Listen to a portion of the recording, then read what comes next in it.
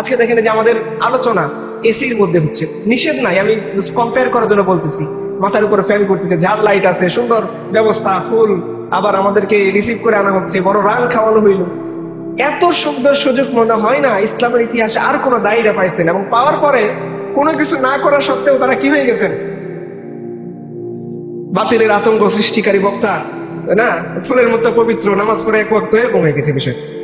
এরকম আসলে কোন যুগের এত সহজ ছিল না বিষয়টা, যে একজন লোক ইসলাম পালন করবে, আর ইসলাম পালনটা তার সহজতার কারণ হবে, ইসলাম পালনটা তার জাহিলি সমাজের মধ্যে তার সেফ থাকার কারণ হবে, জাহিলি সমাজের মধ্যে তার সম্মান পাওয়ার কারণ হবে। এইটা কোন যুগে এরকমটা ছিল না। আমরা যত বড়ই বুজুর্গ হই, আমরা কি আবু হানিফা রাহিমাহুল্লাহর চেয়ে বড় বুজুর্গ হইতে পারবো? আবু হানিফা রাহিমাহুল্লাহকে যদি এক পাল্লায় রাখা হয়, আর আমার মতো 100 কোটিকে যদি এক পাল্লা রাখা হয়, পাল্লা কখনোই আমারটা ভারী হবে না। আবু হানিফা রাহিমাহুল্লাহ যে সমাজের মধ্যে ছিল, সেখানে ইসলাম ছিল কি ছিল না? তার মৃত্যু জেলে হয়েছে কি হয় নাই? আহমদ বিন হাম্বল রহমতুল্লাহ আলাই, তার মৃত্যুর আগে তার অবস্থা কি ছিল? তার ছেলে, এবং তার বর্ণনা আছে বিদায় নিয়ে, হাতে আপনারা পড়বেন। তার ছেলে বলছে, আমার আব্বা এত বেশি পরেজগার ছিলেন যে বাদশার দেওয়া কোনো খাবার দাবার খাইতেন না। বাদশা যখনই তাকে তলব করতো, আমার আম্মা ছাতু বানাই দিতেন আর একটু পানি নিয়ে যাইতেন। এই ছাতু এবং পানি খেয়ে বুড়া মানুষ 3 মাস থাকছে, সে বাদশার দেওয়া একটা খাবার খায় নাই। এবং তার ছেলে বলছে যে আব্বার এই রোগ ছাড়তে প্রায় 6 বছর সময় লাগছে, কারণ তিনি 3 মাস শুধুমাত্র আছে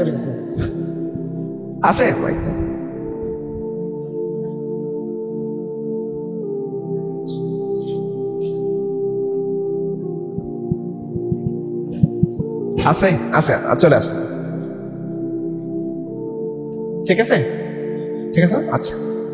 তো ওনার ছেলে বলছেন যে আমার আব্বার এই রোগটা সারতে অনেক সময় লাগছে। আপনারা ইমাম মালিকের কথা শুনছেন, এগুলো সব ইসলাম সমাজে থাকা অবস্থার কাহিনী, না থাকা অবস্থার কাহিনী। ইমাম মালিক রাহিমাহুল্লাহকে ফতোয়া দিতে বলছে, মোতাবিয়া তিনি দেন নাই, তো উটের পেছনে বেঁধে তাকে বাগদাদ পুরোটা ঘোরানো হয়েছে। ইমাম শাফি রাহিমাহুল্লাহ, তার হাত পিঠপোড়া করে বেঁধে বেঁধে রাখা হয়েছে। তো আমাদের ইমামরা যারা আমাদের আগে ছিলেন, তাদের অবস্থা কি ছিল? যখন সমাজে ইসলাম প্রতিষ্ঠিত ছিল, কিন্তু শাসকদের রক্ত চক্ষুকে তারা ভয় পাননি, ইসলামের সঠিক কথাটা বলেছেন, তাদের উপর অত্যাচার এসেছে। আর আমরা তো এমন লাঞ্ছিত অপমানিত অবস্থায় আছি যে যে কালেমার জন্য আমরা বাঁচি, যে কালেমার জন্য মরি, সেই কালেমার কথা করাইলে আমাদেরকে জঙ্গি বল। মানে ঠিক না? এটা খুব কষ্টের কথা ভাই, এটা ঠিক না বললেও ঠিক। আপনি চিন্তা করেন, আমরা বলি আমাদের দাবি আমরা মুসলমান, আমরা বলি আমরা 92% মুসলমান, আমরা বলি এখানে দাঁড়ি টুপি মসজিদ অনেক বেশি, আমরা গর্ব করে বলি ঢাকা মসজিদের শহর, আমরা গর্ব করে বলি দক্ষিণ এশিয়ার মধ্যে আমাদের দেশে মাদ্রাসার সংখ্যা অনেক বেশি, আমরা গর্ব করে বলি এদেশে আল্লাহু আকবরের সাথে সূর্য ওঠে সূর্য ডুবে। কিন্তু আপনি বলেন, যে আল্লাহু আকবরের সাথে সূর্য ওঠে, যে আল্লাহু আকবরের সাথে সূর্য ডুবে, সে আল্লাহর কথা এই জমিনে বলা যায়? সেই আল্লাহর সঠিক কথা যারা বলে, তারা কি নিরাপদে জীবনযাপন করতে পারে? যে সমস্ত উলামায়ে কেরাম দ্বীনে হকের কথা আমাদের সামনে প্রচার করে, দ্বীনে হকের কথা আমাদের সামনে বলে বেড়ায়, হালুয়া রুটিন ভাগ চায় না, তাদের জীবন কি নিরাপদে থাকে? তাদের বাচ্চারা তাদের লাশের সামনে বসে কাঁদে, কেউ দেখতে যায় না। তারা জেলের মধ্যে পচে গলে মরে থাকে, কেউ দেখতে যায় না। তাদের অবস্থা জেলের ঘানি টানতে টানতে একেবারে হাতের মধ্যে কড়া পড়ে যায়। আপনারা দেখেছেন বড় বড় উলামায়ে কেরাম যারা না সন্ত্রাসী কর্মকাণ্ড করছে, না কাউকে ধর্ষণ করছে, না কারো ক্ষেতের আই ধাক্কা দিয়ে দখল করে ফেলছে, এদের গলায় ডান্ডা বেরি পরানো হয়েছে না? কিন্তু আপনারা দেখেন বড় বড় সন্ত্রাসী টপোস যারা এক রাতের মধ্যে 2000 কোটি টাকার পাথর গিলে খাইছে, তাদের কি ধরা হয়েছে? মিটফুডের মধ্যে আপনারা দেখেছেন প্রকাশ্যে বড় বড়তম কর্মকাণ্ড আর কি হতে পারে ভাই, যে মানুষকে প্রকাশ্যে ইট দিয়ে থেতলে মেরে ফেলা হয়েছে। এদের গডফাদারকে কি ধরা হয়েছে? যে আলেম আপনাদের আমাদের বোনকে, যে এই বোন কিন্তু আবার মানে ইসলামী সংগঠনের বোন না, ছাত্র দল করতো এরকম একজনের ওয়াইফ, তাকে যে ধর্ষণ করছে সেই আলেপের 1 বছরে কোনো বিচার হয়েছে? হয় নাই। জিয়াউল হাসান নামে একজন ভদ্রলোক ছিল, না অভদ্রলোক, সে 1020 জনের বেশি মানুষকে এত কাছ থেকে শুট করছে। প্রসিকিউটর তাজুল ইসলাম সাহেব বলতেছিলেন যে সে কাছ থেকে শুট করতে এই জন্যে যে যখন মানুষকে মারার পরে তার মাথা থেকে মগজ বেরোয় শরীরে লাগতো, আর মগজে উষ্ণতা তাকে শান্তি দিতে, এই জন্য সে খুব কাছ থেকে মানুষকে শুট করতো। এই লোকটার কি 1 বছরের কোনো বিচার হয়েছে? একটা মানুষের বিচার করার জন্য কি 1 বছর সময় লাগে চিহ্নিত অপরাধী?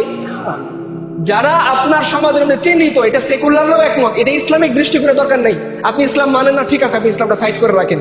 সেকুলার দৃষ্টিকোণ থেকেও যে জিনিসগুলো অপরাধ, এই ধরনের অপরাধে যারা অপরাধী, যে কিছুদিন আগে আপনারা দেখেছেন ভোলার সম্পর্ক ঘটনা, চাঁদা দেয়নি, চাঁদা না দেওয়ার কারণে তার স্বামীকে উলঙ্গ করে তার ওয়াইফকে 9 জন মিলে ধর্ষণ করে সেই ভিডিও ছেড়ে দিছে না?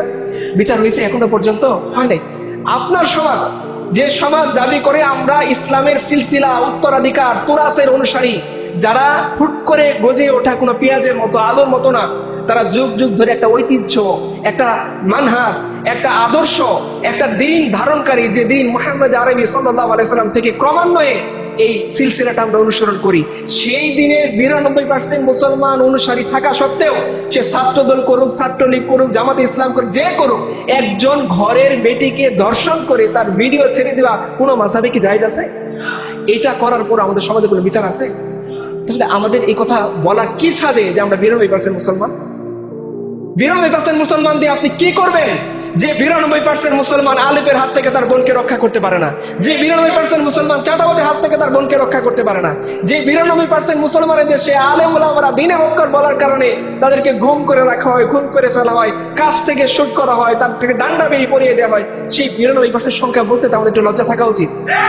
92% মুসলমানের দেশের পলিটিশিয়ানরা বলে যে আমরা আল্লাহ শরিয়া চাই না, এরপরে আবার 92% মুসলমান ওদেরকেই ভোট দিয়ে নির্বাচিত করে।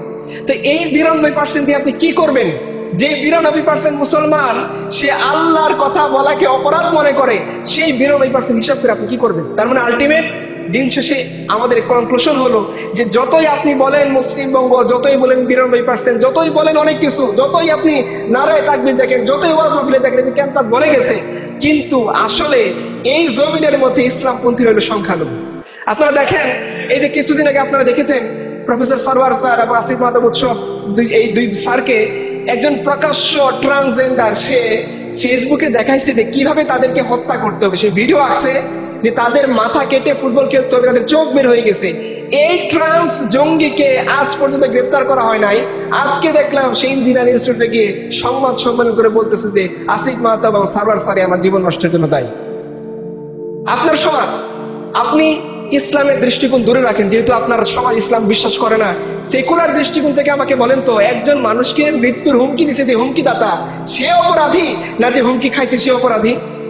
অথচ আপনার সমাজের সামিনা লুৎফা, এরা তো মুসলমান নাম ধারণ করা লোক, ধরেন মনে করে নিলেন তারা মুসলমান, ও বলতেছে আসিফ মাহতাব উৎসব এবং সারওয়ারকে মাপ চাইতে হবে এই কারণে যে ওরা ট্রান্সজেন্ডারের বিরুদ্ধে কথা বলছে। অথচ ওই ট্রান্স জঙ্গিটাই এদেরকে কি করছে? হত্যা। মাপ চাইতে বলতেছে কাদেরকে? যারা হত্যার হুমকি খাইছে, যাদের জীবন বিপন্ন তাদেরকে।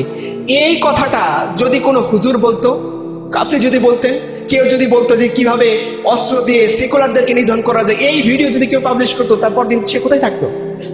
এই আপনার সমাজ, যে সমাজ আপনার আবেগকে, আপনার ইসলামকে, আপনার রাসূলকে, আপনার আল্লাহকে কোনো দাম দেয় না। এই যে রাখাল রাহাজন প্রকাশ্যে ফেসবুকে রাসূলুল্লাহ সাল্লাল্লাহু আলাইহি সাল্লামকে কটূক্তি করছিল, কতবার বলা হলো, শাপলা চত্বরে গিয়ে আমরা বললাম, বাইতুল মুকাররমে আমরা বললাম, এই রাখাল রাহার কোনো বিচার হয়েছে? দেখেন পৃথিবীর ইতিহাসে অনেক মাসালা নিয়ে উলামায়ে কেরামের ইখতিলাফ ছিল, অনেক মাসালা নিয়ে দ্বিধান্বিত হয়েছে। আবু হানিফার সাথে তার ছাত্ররা মতবিরোধ করছেন, রাসূলুল্লাহ সাল্লাল্লাহু আলাইহি ওয়াসাল্লাম ইজ্জতের ব্যাপারে কোনো একজন আলেম দ্বিমত করেন নাই। আরে আলেম তো দূরের কথা, আপনারা ইতিহাস পড়েছেন, মঙ্গলদের আমলে, তাতারদের আমলে এক কুকুরের সামনে রাসূলুল্লাহ সাল্লাল্লাহু আলাইহি ওয়াসাল্লামের শান নিয়ে এক খ্রিস্টান পাদ্রী তাতারদের দরবারের মধ্যে আল্লাহ রাসূলের নামে কটূক্তি করতেছিল। তাতারদের কুকুর গিয়ে খ্রিস্টান পাদ্রীকে ছিন্ন বিচ্ছিন্ন করে দিছে। আর একটা কুকুর আল্লাহ রাসূল সাল্লাল্লাহু আলাইহি ওয়াসাল্লাম ইজ্জতের ব্যাপারে দ্বিমত করে নাই। আর আপনার সিস্টেম, আপনার সমাজ, আপনার এই সোসাইটি রাসূলুল্লাহ সাল্লাল্লাহু আলাইহি ওয়াসাল্লাম ইজ্জতের গুরুত্ব দেয় না। এরপরও আপনি এটা নিয়ে খুব সন্তুষ্টিতে বলবেন যেটা 92% মুসলমানের দেশ, আমরা খুব নারায়ে তাকবীর না মনে করা কোনো কারণ নাই।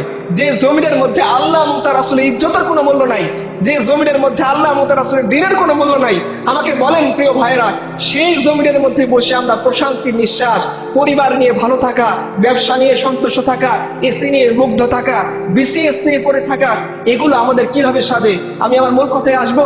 রাসূলুল্লাহ সাল্লাল্লাহু আলাইহি ওয়াসাল্লাম জীবনটা আপনারা একটু দেখেন।